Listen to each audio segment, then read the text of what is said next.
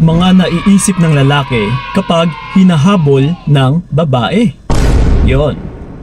Well, ito mga utol, isisiwalat ko na naman sa inyo bilang isang lalaki kung ano ba yung mga naiisip namin once na hinahabol-habol kami ng babae. Lalong-lalo na kapag inaatrasan na namin, nilalayuan na namin yung babae or inaayawan na namin. Kapag pinapakita kasi ng babae na habol siya ng habol sa aming mga kalalakihan, ito po yung mga pumapasok sa aming isipan. So ito, huwag na nating papatagalin pa. Na yung una sa lahat is kahabol-habol siya. Yes, of course. Once na hinahabol-habol mo yung isang lalaki, then una sa lahat, yung maiisip talaga ng lalaki is, uy, kahabol-habol talaga ako.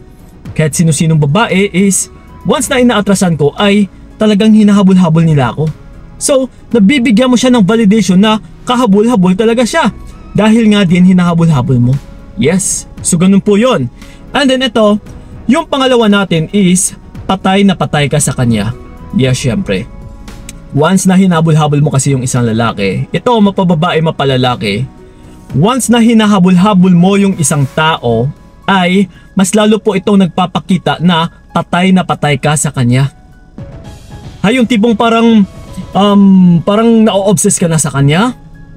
Yung tipong parang hindi ka mabubuhay kapag mawala siya.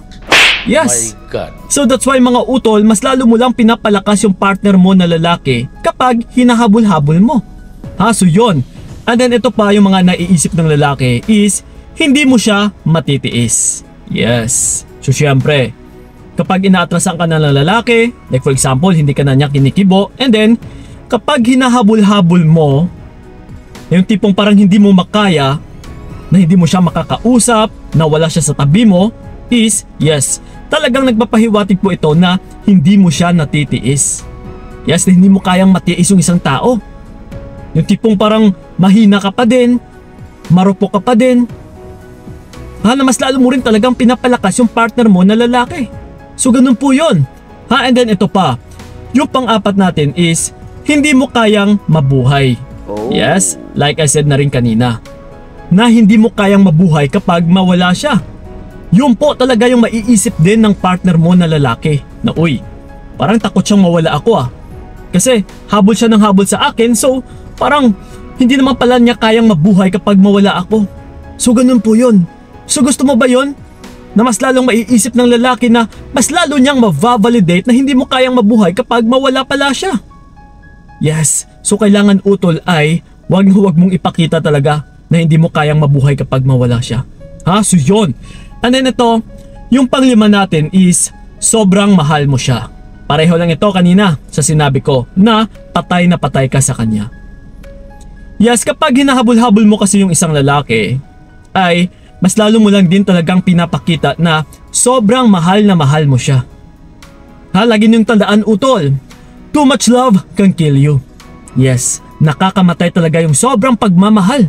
Kung minsan dito pa nababaliw yung isang tao, nawawala sa katinuan, nagagawa yung mga bagay-bagay na kahit hindi magawa ng normal na tao. Natatawid yung 7 bundok. Yes, minsan isang tumatalon na nga lang sa building, tumatalon sa barko. Oh no! Dahil sa sobrang pagmamahal. So okay lang ba sa'yo yun utol? Na yun ang pagkakilala ng partner mo sa'yo, na sobrang mahal mo siya. Kasi yung sobra talagang pagmamahal utol ay hindi na rin po ito magiging normal. Tandaan nyo yan. And then ito pa, yung pang-anim natin is mas lalo siyang makampante. Yes. Ito lang din yung isang mabibigay mo sa partner mo once na palagi mo siyang hinahabol-habol. Yes, like I said na rin sa mga naibanggit ko kanina dito, na sobrang patay na patay ka sa kanya, na sobrang mahal na mahal mo siya, yung hindi mo kayang mabuhay kapag mawala siya. And then yun na nga, isang palagi mo siyang hinabol-habol is ang magiging mararamdaman ng partner mo ay kampante. Instead na takot, na siya sana itong matakot sa'yo dahil ikaw yung babae, na pwede kang mawala sa kanya anytime, dahil ikaw yung diamante, is dapat ikaw yung pag-iingatan niya. Pero kung ganito kasi yung mga pinapakita mo yung paghahabol utol, ay instead na matakot siya sa'yo, is mas lalo lang po siyang makakampante. That's why mas lalo siyang mang-aabuso. Kasi mas lalong tatatak sa partner o sa isipan ng partner mo na lalaki na wala ka naman palang magawa. Kahit ano yung gagawin niya. Kahit magloko pa siya, kahit may chinachat pa siyang ibang babae, kahit alam mo na may other woman siya, is nandyan ka pa din. Ikaw pa itong habol ng habol. So nagva-validate din ito na wala ka palang maggagawa kahit nagagawin niya yung mga bagay-bagay na ito. Kahit gumawa pa siya ng katarantaduhan. That's why, isa rin itong rason na kung bakit mas lalong nang aabuso yung mga partner ninyo. Dahil din yan sa mga treatment na pinapakita nyo. Dahil sa pagtrato. Nahabol ng habol utol. Yes. So once kasi na mabibigyan ng kampante yung isang lalaki, mas lalo mo lang pinapahirapan yung sarili mo. Yes. So yun. And then ito, yung panghuli natin is mataas ang karisma niya. Yes, of course. Ito talaga yung mararamdaman ng lalaki. Once na habol ng habol ka sa kanya, palagi mo siyang hinahabol-habol. Kahit ako ba naman utol, kahit sino ba naman sigurong lalaki, once na hinahabol-habol is makakaramdam talaga na mataas yung karisma niya, na mataas yung value niya, na poging-pogi siya, na maganda yung pag-uugali niya kasi kahit nakagawa na nga siya ng kasalanan is nabubulagan ka pa. Kasi sa pamamagitan ng paghahabol mo ay mas lalo mo lang pinapakita na karapat-dapat mo siyang mamahalin. Dahil mabait siya na tao, dahil okay siya klaseng tao. Yes, yun po ang pinapahiwatig mo once na naghahabol ka sa isang partner or sa isang tao. So, lahat ng mga pinagbabanggit ko rin dito utol is mas lalo mo lang pinapalakas yung partner mo. Once kasi na ito na yung pumapasok sa kanyang isipan, ay hindi na siya magkakaroon pa ng takot sa'yo. That's why kung minsan kahit gagawin mo pa yung no contact rule, kahit i-block mo pa siya, ay mapapaisip ka rin na, uy teka lang, kahit ito na yung mga pinaggagawa ko is bakit parang hindi man lang tumatalab sa kanya. Yes, dahil sinanay mo na siya utol eh. Sinasanay mo na siya na mas lalo mo siyang pinapalakas ng pinapalakas. And then, at the same time is, mas lalo mo rin pinapahina yung sarili mo or yung magiging value mo pagdating sa ibang tao. Na habang pinapalakas mo siya is, hindi mo namamalayan na yung sarili mo is binababa mo ng binababa din. Yes, and then ganun din yung pagtingin ng partner mo sa'yo. Na mas lalo siyang tumataas, na mas lalo mo siyang pinapatong sa pedestal, and then ikaw naman is niyuyukuan niya. And then ikaw ngayon dito sa baba is nakakatingala sa kanya.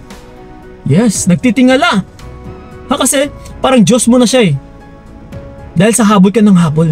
Dahil sa actions mo ng paghahabol utol.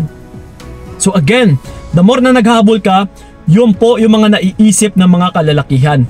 Naming mga kalalakihan. Mas lalo nyo lang po kaming pinapalakas. Na instead na magsisisi yung isang tao or yung isang lalaki, ay the more niya pa itong gagamitin or the more niya rin gagamitin na pang-aabuso sa ibang tao pa. That's why may mga lalaki din talaga na sobrang babaero. Dahil din po yan sa maling pagpapakita ng mga babae. Dahil sa hinahabol-habol sila, kaya mas lalo talagang tumataas yung karisma nila. Now, which is tayo lang din yung nagbibigay ng validation sa mga partner natin. So yun po yun mga utol.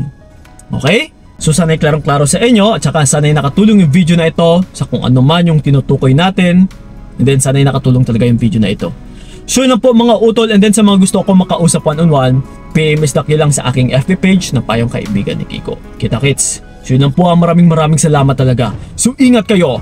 God bless and babush! Mas mabuti nang bitawan ka para wala nang pait. Hanggang dito na lamang kung nakayanan ko, nakawakan ang naranasan ko, bibitawan para malaman mo.